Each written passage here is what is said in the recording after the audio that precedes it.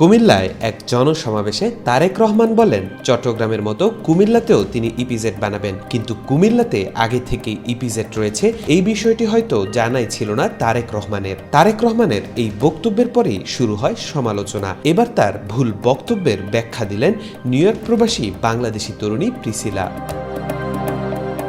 তিনি তার পোস্টের শুরুতেই লিখেন, কুমিল্লার একটি জনসভায় জনাব তারেক রহমান বলেছেন তিনি কুমিল্লায় চট্টগ্রামের মতো একটি ইপিজেড গড়ে তুলবেন। কেউ কেউ এটাকে ভুল বক্তব্য হিসেবে ধরেছেন, কারণ কুমিল্লায় ইতিমধ্যেই একটি ইপিজেড রয়েছে। কিন্তু এখানে মূল বিষয়টা কথার ভুল নয়, বরং তার সদিচ্ছা ও উন্নয়নের চিন্তা। তারপরেই তিনি আবার লিখেন, একটি ইপিজেড আছে বলেই তো উন্নয়ন থেমে যাবে না, বরং নতুন ইপিজেড কিংবা বিদ্যমানটির আরও বিস্তৃতি ও আধুনিকায়ন দুটোই দেশের জন্য কল্যাণকর, তাদের মনে রাখা উচিত। তারেক রহমানের আত্মত্যাগের কথা উল্লেখ করে প্রিসিলা আবারও লিখেন, এই মানুষটি টানা 17 বছর প্রবাসে থেকেছেন, অল্প বয়সে বাবাকে হারিয়েছেন, ভাইকে হারিয়েছেন, অসুস্থ মাকে দেখতে আসতে পারেননি, শেষ পর্যন্ত মাকেও হারাতে হয়েছে। ব্যক্তিগত জীবনের এত বড় বেদনা বুকে চেপে রেখে না খেয়ে না ঘুমিয়ে দিনরাত সারা দেশ ঘুরে তিনি মানুষের কাছে যাচ্ছেন। এমন একজন মানুষ কি অনিচ্ছাকৃতভাবে একটি কথা ভুল বলতে পারেন? মানুষ মাত্রই ভুলের ঊর্ধ্বে নয়।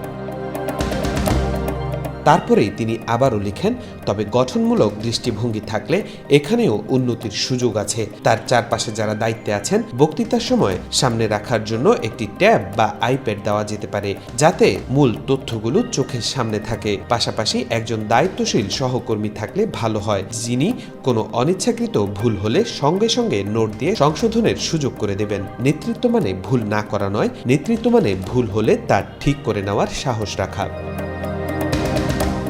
ব্যাখ্যা দিয়ে প্রিসিলা আবারও লিখেন, ইপিজেড একটি হয়েছে, ভবিষ্যতে আরও একটি হলে সমস্যা কোথায়? নতুনটি হলে সেটি হতে পারে কুমিল্লা ইপিজেড 2, আর পুরনোটি হলে তার আরও উন্নয়ন ও সম্প্রসারণ। জনাব তারেক রহমান দিতে চেয়েছেন উন্নয়ন, কর্মসংস্থান ও সম্ভাবনা। এগুলো গ্রহণ করতে আমাদের কোনো আপত্তি থাকার কথা নয়, এতে কারো ক্ষতিও নয়, বরং লাভই লাভ।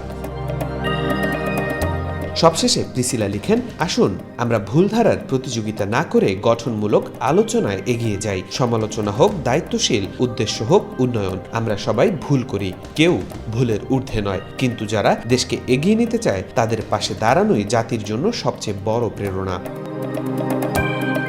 তাওফিকুল ইসলাম, আজকাল।